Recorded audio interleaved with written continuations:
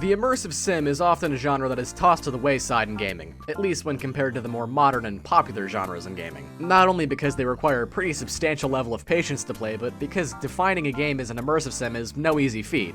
Wikipedia, and yes I know, but bear with me here, defines the immersive sim as a video game genre that emphasizes player choice. Things like emergent gameplay and simulated systems, among many other high-concept gaming terms, usually contribute to a game's classification as an immersive sim. Basically, if a game involves elements that contribute to it feeling like a more realistic, fully developed world with a logical amount of systems in place, a la Deus Ex and System Shock, then it's probably, maybe, kinda, sorta an immersive sim.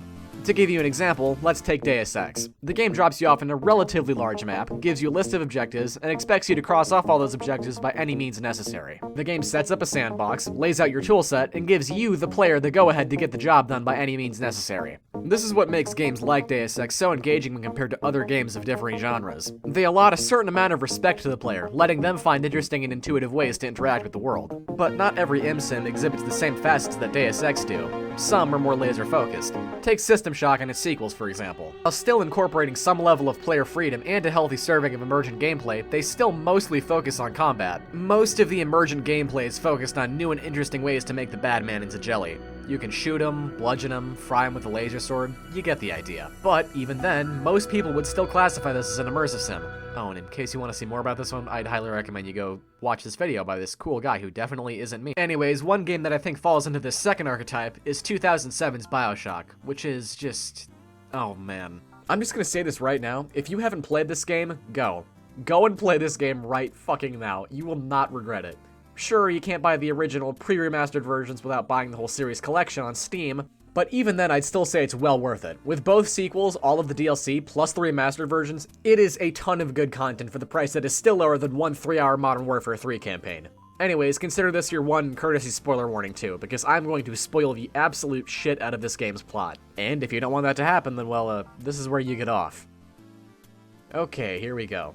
The game was developed by 2K's Boston branch, even though in reality they were just Irrational Games in a trench coat. Irrational was founded by Ken Levine in 1997, who was an ex-Looking-Glass Studios employee. And if you don't know who they are, let me just tell you that in terms of gaming, they were pretty much some of the best to ever do it. They're responsible for System Shock, the original one, not the 2023 remake, the first two Thief games, and the Ultima Underworld series. Real bedrock games that would set the foundation for the immersive sim genre. That's right, all of these games are technically also ImSims, but that's besides the point. The ImSim developer gene pool is actually quite small, so a lot of these games are studios led by the same, 7 people. Anyways, after Irrational's founding in 97, their first real gig was to help Looking Glass make System Shock 2, which I think covers their asses if anyone asks about the quality of their product, considering the fact that their first game they ever worked on was another highly acclaimed game. Regardless, after Shock 2, Looking Glass would go under in 2000, but Irrational would remain. In the time between 07 and then, they would make a couple of games, most notable of which being SWAT 4, which is itself actually a really good game worthy of its own video. Yeah, if you haven't played SWAT 4, it's really fun, you should go do that. Anyways, in 2006, Irrational was acquired by Take-Two Interactive and set to work as a subsidiary of 2K Games. I'm not gonna list everything that 2K has had developed under them in the last nearly, 20 years, so for brevity's sake, I'm just gonna flash a couple of their more notable IPs up on screen now. Anyways, Irrational and 2K's Australian branch would develop the topic of today's video, Bioshock. The game would release a year after Irrational's acquisition in 2007 to rave reviews from critics and players alike, praising it for its emergent storytelling and gameplay. I mean, for Christ's sake, just look at these fucking ratings. On top of these, it received a number of awards, including a BAFTA and IGN's PC Gamer of the Year award. So needless to say, it was a resounding success, both critically and commercially. It spawned a trilogy of games, but that's a topic for later on in this video. Actually, later on in the second video, because this is gonna end up being a two-parter. Anyways, though, I think I've rambled on for long enough now, let's just get into this damn game. I decided to play it on medium since this was my first playthrough. I have actually played a little bit of this game on hard, but apparently Irrational's definition of a whole lot of shooters is far different from mine, because I got my ass handed to me several times, so that wasn't really an option. We begin in 1960, flying in a plane over the Atlantic Ocean. While never mentioned in-game, at least as far as I know, our character's name is Jack. He's flying out from the States to go and see some extended family across the pond. We won't really be mentioning him much as a character, since he's only really supposed to be an avatar for the player. Also worth mentioning is the fact that we're smoking on a fucking plane, just in case you needed any reminders that we're still in the 60s. In our hand is a gift. What's in it, we still don't know. Before we can find out, though, the game fades to black and we hear the sound of the plane falling into a watery grave. When we come to, we find that we're likely one of the only ones who managed to survive the plane crash. As we swim away, all may seem hopeless, but fear not, as once we've cleared the wreckage, we find ourselves at a giant lighthouse thing. And with no other options, we head on up the stairs and inside. When the lights come on, oh wait, hold on, I gotta change my mouse sensitivity. Okay, now we're back in. If you're wondering who the statue is modeled after, we'll get there, don't worry about it. Once we head down the stairs, we find ourselves in front of this spherical elevator-looking thing with a lever in the center. A bathysphere, as they're called. And once we're inside and we flick it, we head on down to a life-changing journey. As we're going down, a projector screen pops down in front of us, and a presentation by the city's founder, Andrew Ryan, begins. And what is that city, you might be asking? I chose the impossible. I chose rapture. We are greeted by the sprawling underwater metropolis of Rapture. And while yes, the visuals have aged a pretty significant amount since 2007, this money shot right here, just chef's kiss, it's fantastic. Ryan founded this city 20,000 leagues under the sea because of his hatred for the modern world. A city free from the influence of capitalism, communism, and religion. A city where one can be free from the influence of the outside world. He also founded the city because he wanted to play God away from consequences, but that's besides the point. Regardless, while Rapture may seem like a world full of unlimited fruitful opportunities, with a little bit of a closer look, we can see that this utopia is far past its heyday.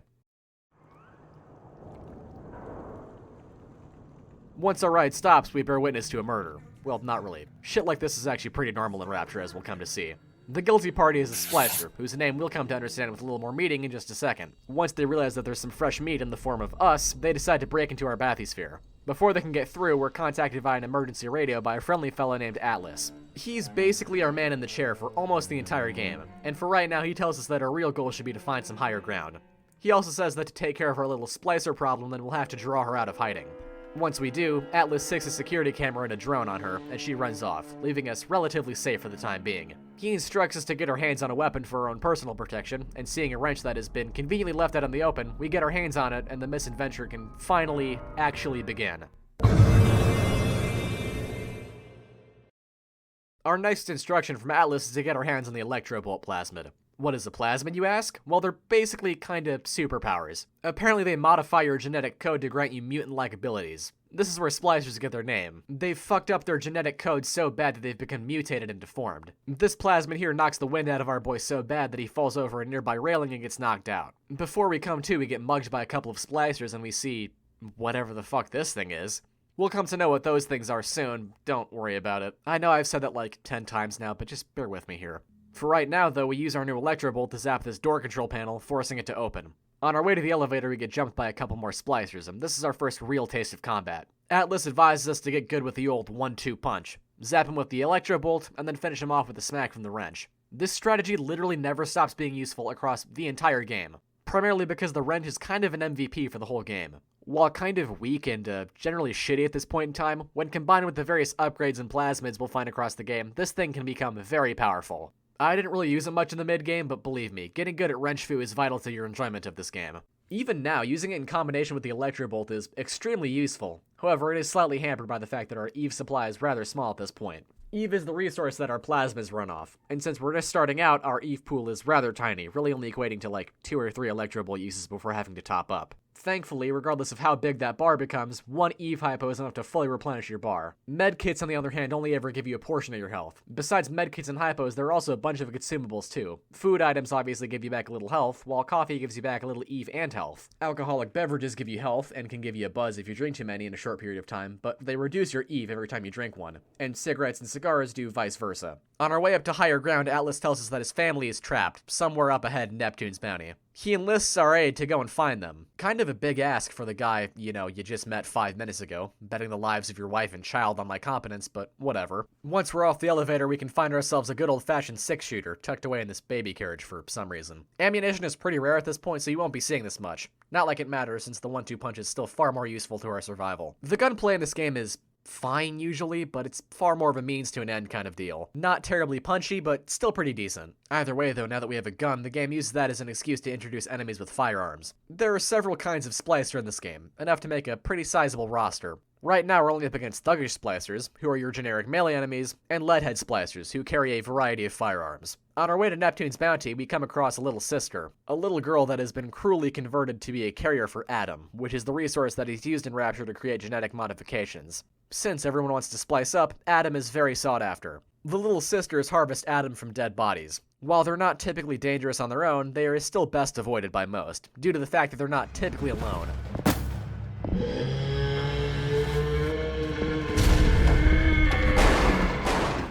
Meet the Big Daddy, the real apex predators of Rapture. Due to the fact that the little sisters were so vulnerable, the scientists here at Rapture designed a series of guardians to protect them. They come in two flavors, the Bouncer and the Rosie. This one here is a Bouncer, made iconic by the game's box art and just because, you know, it's a really cool design. Oh, and don't be fooled by their appearances. They're still technically kinda sorta human beings. They've gone under some pretty substantial modification and augmentation to make them this way. Regardless though, after our brush with this Big Daddy, we press on. Another interesting thing about plasmas is that you can use many of them in unexpected ways to interact with the environment. Take the 𝘠𝘮𝘗 for example.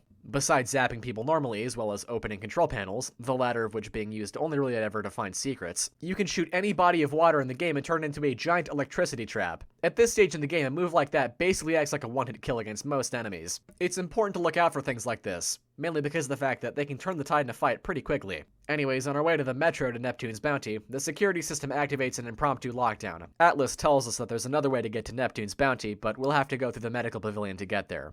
But before we can head through the bulkhead door into medical, we're trapped. While Atlas tries to open the door, we're contacted by the man himself, Andrew Ryan. He chews us out for coming here to plunder the city. That's not necessarily why I'm here, but I have taken plenty of money already, so I guess that's kinda true. Regardless, after sicking some splicers on our ass, Atlas is finally able to open the door, allowing us to safely travel to the medical pavilion. The medical pavilion is, as expected, baby's first real level. And god, what is it with all of these immersive sims starting in hospitals? System Shock 1 starts off on the medical floor, its sequel starts off on the med sci deck, and now we have this one, which technically starts somewhere else, but the medical pavilion is still the first real level that you actually explore. Regardless, the room that houses the emergency bathysphere to Neptune's Bounty is blocked off by a disabled flying turret.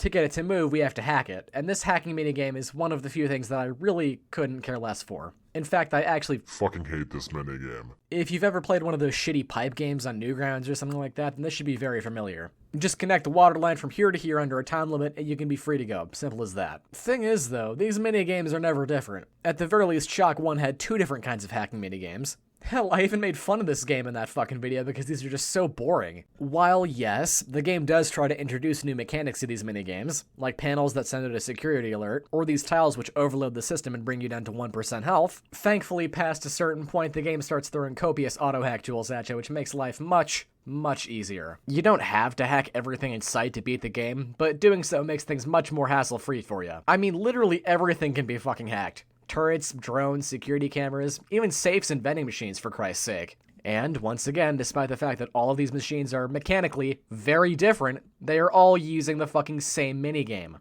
Okay, you know what, I got it all out of my system, let's just move on. Once we clear out some more splashes, we can flip the switch to open the emergency access to Neptune's Bounty, only to have it go under lockdown. The only way to lift the lockdown is by gaining the master key from Dr. Steinman. Judging by the fact that Atlas questions if the fellow is even still human, it's safe to assume that getting said key will be no easy task. The room that houses a switch to open the gate in the lobby has a new gun for us. A good old-fashioned Tommy gun. It's definitely one of the few workhorse weapons in the entire game, especially so once we get our hands on some more ammo to go along with it. The recoil pattern on this thing is just horrid though, so it's best to use short controlled bursts if you ever want to hit anything with it. Regardless, once we fought our way through some more splicers, we can enter the pavilion properly, and this is where things finally open up for us. The game basically gives us free reign of the place, letting us explore to our leisure, with Steinman acting like an end boss for this floor. Atlas lets us know that he's probably sitting in the surgery wing, and while you could start chipping away at that right now, it's better to have a look around. One of the first things I find, tucked away in a little storage closet with a turret in it, is an armor-piercing pistol round. That's right, on top of all of the weapons and plasmids that you can find, the game has alternate ammo types for all of its projectile weapons. Each of them has 2 types, not counting the standard ammunition that the weapon gets. The pistol gets armor-piercing rounds, which are self-explanatory, as well as anti-personnel rounds, which are better against unarmored human targets. The Tommy gun has the same types, merely labeled as automatic versions. Once again, though, due to the ammunition drought that is plaguing us at this moment, we won't be using either of these very much for quite a while. Thankfully, though, you can buy ammo at the aforementioned vending machines. It's expensive as all hell, even if you hack them to bring their price down by 20%. Everything is still far too expensive for us to buy in bulk at this point, since we have very little money to throw around. But that won't be a problem for very long though, since money quickly becomes no object. You'll hit max wallet capacity pretty quickly. I was able to do it actually very often, since the max capacity is only 500. And after a certain point, you'll be finding so much that you'll be full constantly.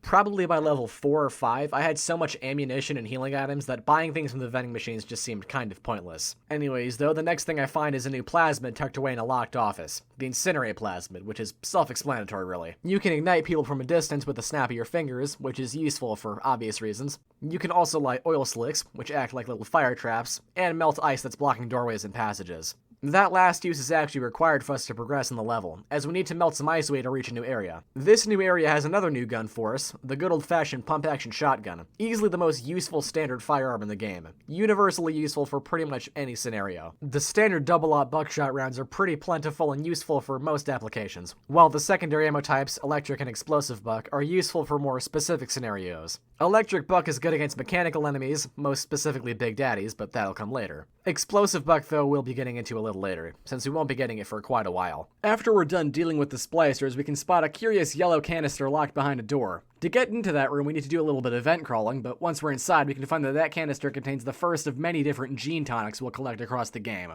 Gene tonics are basically smaller character upgrades that we can find across the game. Some of them can be found in the world, others bought from vending machines, and others tied to a mechanic we'll get into a little bit later. They come in 3 different flavors: combat, physical, and engineering, all of which should be pretty self-explanatory. This first gene tonic is Wrench Jockey.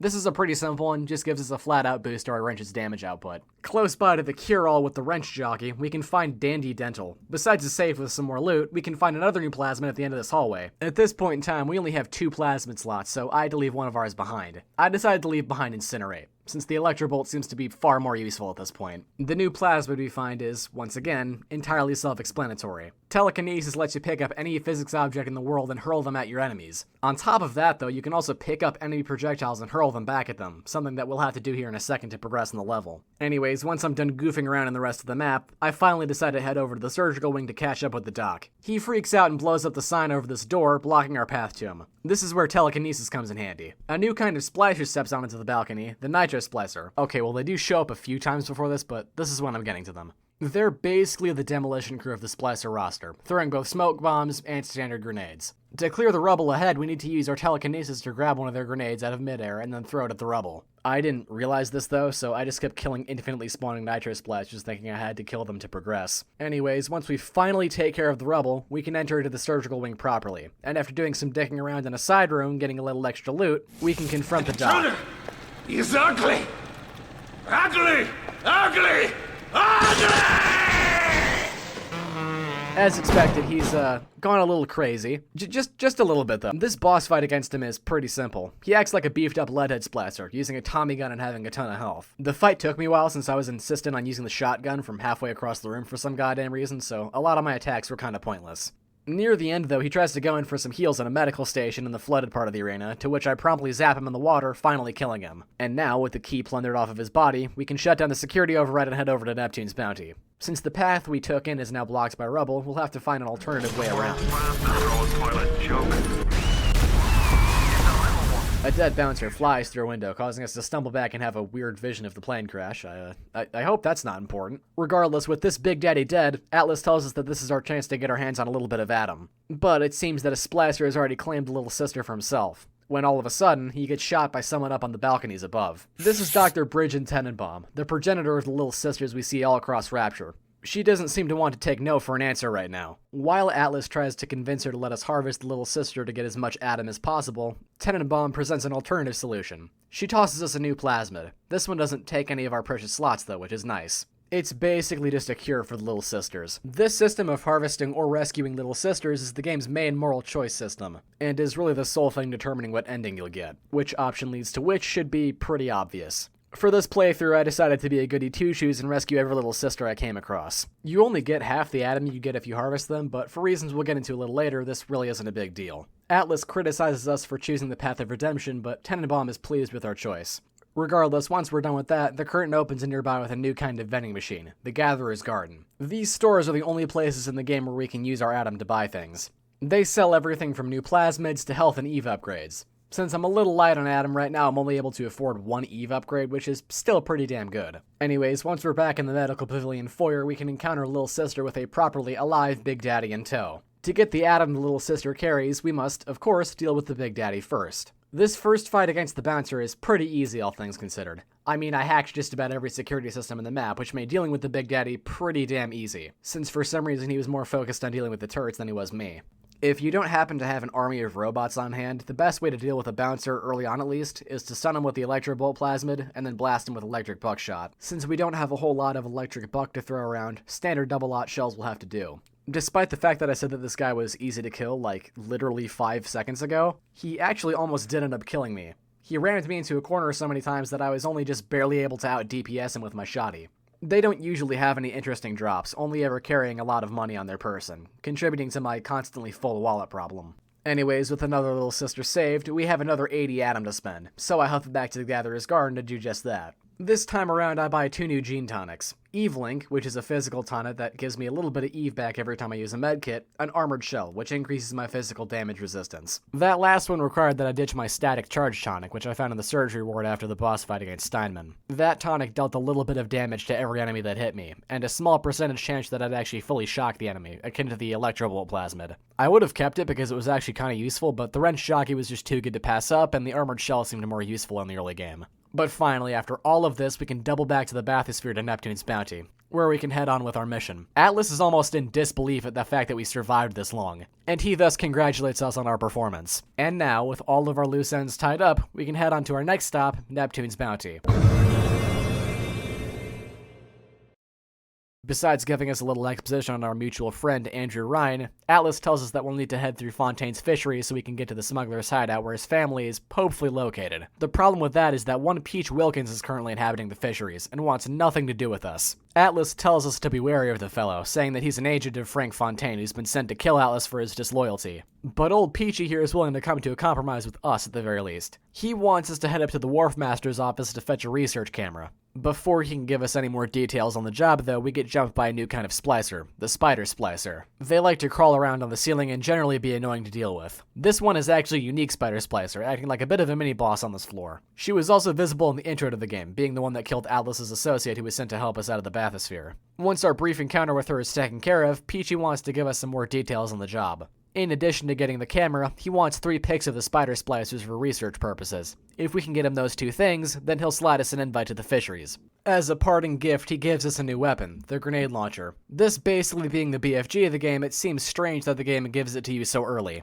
But from here on out, this game does become very difficult, so it's a weapon that's going to be seeing use a lot. Being the only direct explosive device that the player has on hand, it has to fill the role of both the grenade launcher and the rocket launcher that other games have. Its 3 ammo types reflect this: standard frag grenades, which are as basic as they come, proximity mines, which are self-explanatory, and heat-seeking RPGs, which are also pretty self-explanatory. Right now, though, grenades are scarce, so they're best saved for Big Daddy encounters. Oh, and on the topic of Big Daddies, meet the 𝘮𝘰. They are essentially the yin to the bouncer's yang. Instead of being constantly in your face and heavily melee focused, they're mainly a medium to long ranged enemy, packing a heavy duty rivet gun and proximity bombs. While I'd wager that they're a little less dangerous than the bouncer, they're still incredibly dangerous, especially at this stage in the game. At this stage in the game, even one shot from their rivet gun is enough to knock your health half down. Thankfully for me though, I was able to hack a rocket turret nearby, which basically carried me through pretty much the entire fight. I did actually die here, which brings up a new mechanic that I haven't mentioned yet. If you do die, then you'll automatically be regenerated the nearest Vita chamber for free. While that does sound pretty good, it's still much easier to just quick load your last save, since you'll be back before you ended up fucking up. Thankfully on my second round though, I managed to take down the 𝘮𝘰 with virtually no hassle. Anyways, that's one more little sister rescued. 𝘐𝘮 contacts us again, thanking us for the good work. She tells us that, as a token of her gratitude and appreciation, she has a gift waiting for us at the nearest gatherer's garden. The place where we find the research camera just so happens to be this absolute hell room full of turrets and cameras. Thankfully, once we're through the hell room, the camera isn't far. Inside the room we find it in, there's a spider splatter behind glass, allowing us to snap a pic for 𝘐𝘮. This presents us with a new mechanic. You see, taking pictures of enemies here isn't just another one-off thing for this level. It's something that permeates throughout the entire game. You can take a picture of any enemy, and you're given a rank. Obviously, the higher the grade, the higher amount of points you'll get. Once you get enough points, you'll increase the research rank for that specific enemy. Each time you rank up, you're given a certain bonus, whether that be increased damage, enemy weaknesses. You can even get special gene tonics that you can't find anywhere else. It's neat. This first research rank on the spider splicer gives you increased damage against them, and also tells you that they're weak to anti-personnel rounds. I won't be covering all of these since the vast majority of them are mainly damage boosts. With our first pick collected, I circle back around only to find myself a new plasmid container that has spilled out on the busted gatherer's garden. Since I'm at my max again, I had to swap out Incinerate for this new one. I swapped out Telekinesis for Incinerate back at the gene bank at the start of the level. Anyways, the security bullseye allows us to target an enemy with this goo ball thing, and if they're spotted by a camera, that camera will call a security alert on them. You are fucking kidding. And if they're spotted by a camera, that camera will call in a security alert on them. Not terrible, but I find that the offensive plasmids are much better. The next spider splicer we find is in this post office type space. In reality, I think you can just take pictures of the same spider splicer 3 times, which would make this level much shorter, but don't quote me on that. On my way to the next splicer, I got a little turned around, which means I ended up having to take out the game's horrendous map. It might just be me and my Gen Z caveman brain, but man, I just get lost looking at this screen. To account for the height and staircases, they've split up the map like this with fucking arrows that point from staircase to staircase, linking the map together in a horrifying schizophrenic-esque manner. The next spider splicer is located in the Fighting 𝘐𝘮 Tavern, which I cleared out before I went to the jet postal station, but I left to head to the postal station. It doesn't matter. Anyways, with our 3 spider splicer picks acquired, 𝘐𝘮 tells us to head back to the fisheries, so I decide to circle back around. In almost the exact same place that I found the first 𝘰𝘰𝘰𝘵, I ended up running into another one, with a little sister in tow. Oh, and I forgot to mention, not every big daddy will have a big sister with them. I mean a little sister, you know what I mean. If they don't have one, they'll walk around the map banging on all of these little vents to try and lure one out. Regardless, for the same reasons as before, this fight is pretty easy since the rocket turret is still in one piece. And now that makes 4 little sisters rescued. Once we return to the lower wharf outside the fisheries, we can find ourselves another new gene tonic, which I promptly store in the gene bank.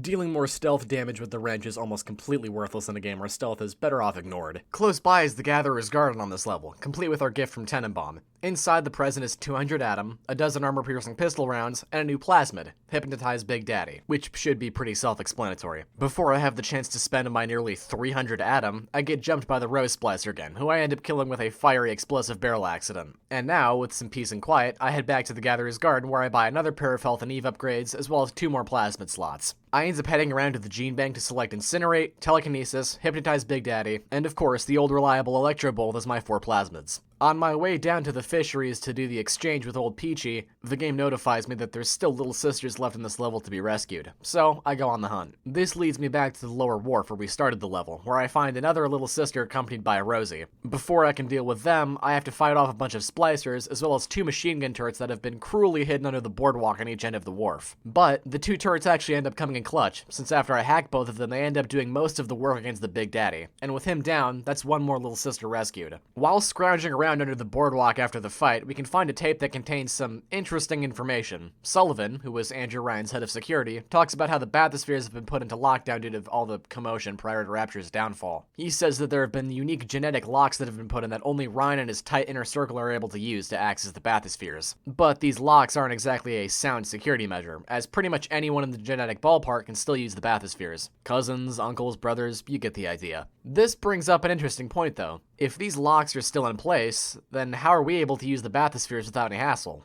It seems that only time will tell. Anyways, after all of that, I finally circle back to the fisheries to meet up with 𝘐𝘮. Atlas once again advises us that he's not all there, which does track since he forces us to dump all of our weapons into a 𝘬𝘯𝘰𝘐 before meeting with him. He does let us keep our wrench as well as all of our plasmids, which we'll soon be needing as, surprise, 𝘐𝘮 turned out to have other nefarious motives. This boss fight is only slightly harder than the one against Dr. Steinman since we have all of our firepower taken away. Thankfully though, when isolated, our wrench and plasmid selection are still pretty solid. What ended up killing him was an explosive barrel to the face via telekinesis. After the fight, Atlas contacts us and says that the submarine bay where his family is being held is likely somewhere deep inside the smuggler's hideout. So once we collect our new weapons, we can head down into an area where we find a new machine. These Power to the People stations are our weapon upgrade stations. They're single use and offer us 2 different upgrades for all of our weapons, excluding the wrench and the research camera. This time I opted for increased damage output for the shotgun, which adds a bunch of weird little greebles on the side. Anyways, with our new shotgun, we can head down into Frank Fontaine's smuggling den.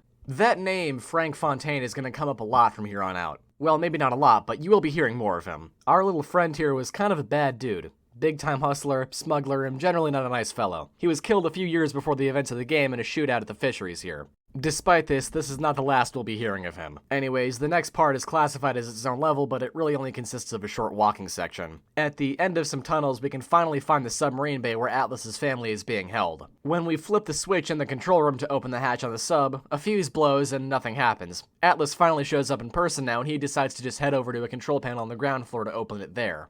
Andrew Ryan, though, has other plans. He contacts us to chew our ass out, and also let us know that a bunch of spider splashes have shown up to ruin our little party. Once Atlas manages to get the door to the control room open, we can head down to the bay only to helplessly watch the sub containing Atlas's family get killed when the sub is destroyed. Atlas, distraught by the death of his family, vows to kill Andrew Ryan and drafts us to do it for some fucking reason. Don't we have some level of free will? Can't we just, say no and just leave or something? I don't know. I don't know what there is to do in Rapture, but there has to be something better than fucking working for this goddamn guy. The exit from the Smuggler's submarine bay leads to Arcadia, and with no other way to go but forward, we press on. Once we're in Arcadia proper, we find that the place is effectively one gigantic lush forest. This place is effectively the big, breathing heart of Rapture, providing the city with the large majority of its breathable air. Shortly after we arrive, we get contacted by Ryan again, taunting us some more, something that he seems rather fond of, if you couldn't tell. Once our call with him ends, Atlas decides to ring us up and direct us towards the Bathysphere metro station in the rolling hills, where we can hopefully ride all the way up to Ryan's office. This level is probably my second favorite in the entire game. It just has this good vibe when compared to everything else we see before and after this that I really dig, and really this level only comes in second place because of what comes later. One of the first things that we can run into is this small root cellar type space that houses some, strange interactions.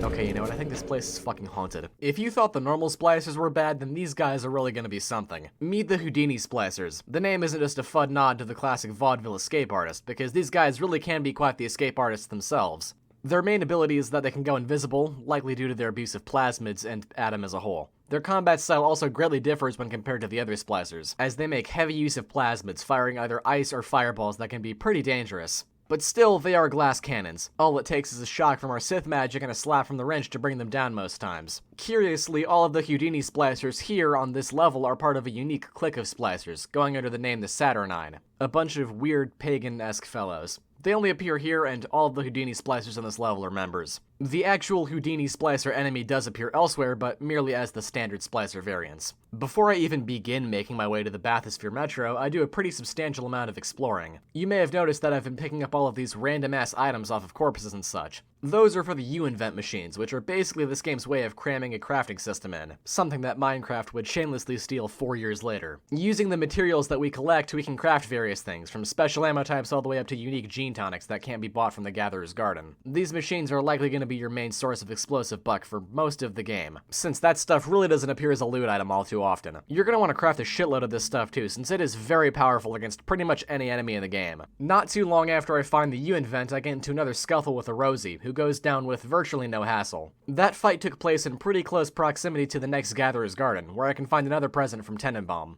This one has some more Atom, some electric buck, and a new engineering conic, Savecracker, which is, again, pretty self-explanatory. At the garden, I buy myself another pair of health and Eve upgrades, a new combat tonic slot, as well as the target dummy plasmid. This one is actually pretty damn helpful, since if you get spotted by the security systems, an alarm is called in. These security alerts last for way too goddamn long and spawn in an infinite number of fucking respawning drones that attack you. So, to compensate for this, you can just spam the target dummy plasmid and let the drones attack it until the coast is clear. Really, that's the only thing I ever used it for, but for a clumsy-ass guy like me, it did prove to be rather useful.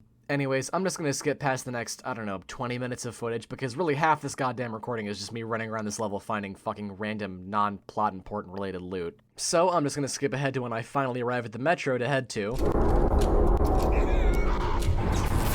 Oh, well that's not good. My dumbass thought the game was pulling a surprise gas attack on me, so I just ran and hid in a different room. Atlas contacts us and tells us that if we don't take care of this little pathogen problem, then we're all fucked. You see, when I said that this place provides most of Rapture's oxygen, I meant that it provides all of Rapture's oxygen. If we don't sort this mess out, then we're really up shit creek. But Atlas does have some semblance of a plan. He tells us to head on over to Arcadia's research labs to speak with Dr. Julia Langford, Ryan's head botanist, who oversaw the creation of all of the plant life here in Arcadia. With her help, we might just be able to reverse this little disaster. When we get to Langdon's office, she's pretty standoffish towards us. Really, that's understandable, considering the fact that we brought her living hell in the form of the death of her prized creations. She orders us to find a sample of 𝘰𝘰𝘵𝘮𝘵𝘁, which she needs a sample of for her next big theory. The rosebud that we need is only a short jaunt away, at the water wheel which I had previously cleared out during my exploring escapades. With the sample collected, she lets us into her laboratory, disabling the security system for 3 minutes to let us travel to her office unharmed. But once we arrive, Andrew Ryan immediately fucking gasses her before she's able to talk to us.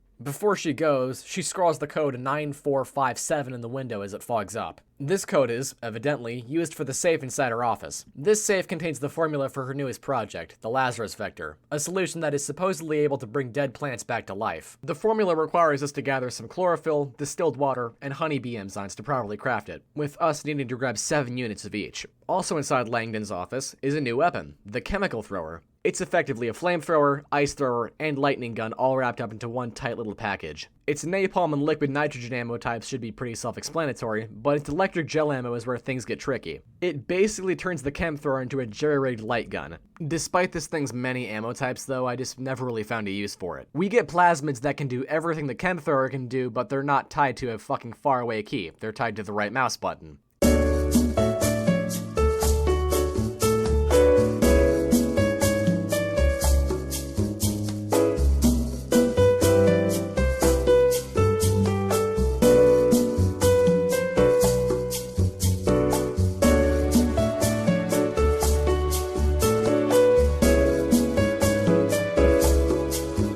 So, with no other alternative solution in sight, we set out to look for the ingredients we need to craft the vector. Once we leave the labs, Atlas tells us that our best bet is to head to the farmer's market attached to Arcadia. The chlorophyll solution we need can be found pretty much everywhere in various places across Arcadia, so I'm going to skip it while talking about the gathering of ingredients. The other two materials, the B enzyme and the distilled water, can only be found in the farmer's market, so that's where I decide to head next. The farmer's market is technically a sub-area in Arcadia as a whole, but it really spans the width of its own level. Hell, it is separated by a loading screen, so it might as well just be its own level. The first maybe half of this level is just one giant gauntlet to get to 2 different stores that contain the items we need, and for that reason I will mostly be skipping this entire chapter.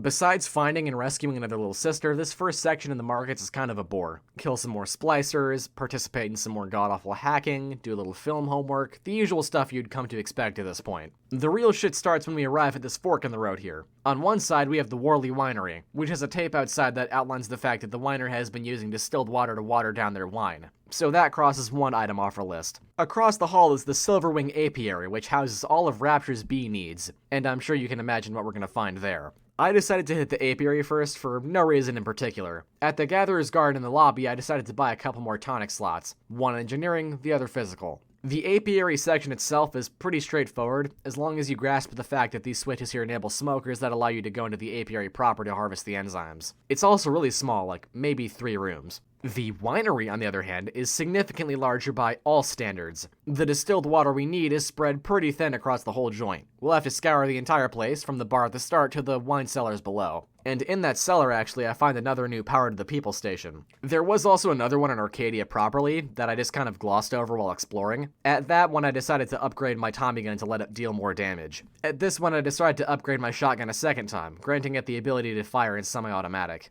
Anyways, once I have the necessary ingredients, I loop back around to the entrance to head out, only after I do a little bit of Big Daddy watching. I was kind of hoping that I'd get lucky and this Rosie would successfully summon a little sister with her rain dance, but no such luck for me. When we return to Arcadia, Ryan tries to fry our ass by calling in a security alert, which doesn't really work too well because I just spam the target dummy plasmid for 30 seconds while I sit around on the ground and eat granola bars. When we finally get back to Julie's office, we can slot the jar containing the Lazarus vector into this pump machine. Atlas notifies us that this is going to be a while, so we should probably hunker down.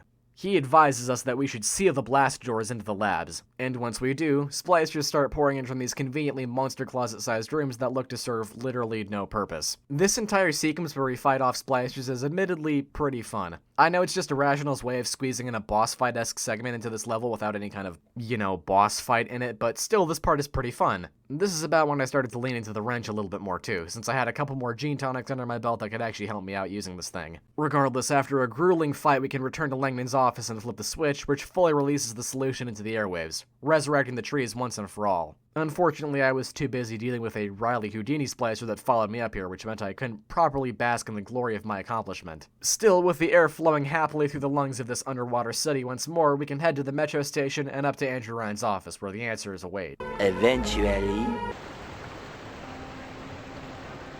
Or not.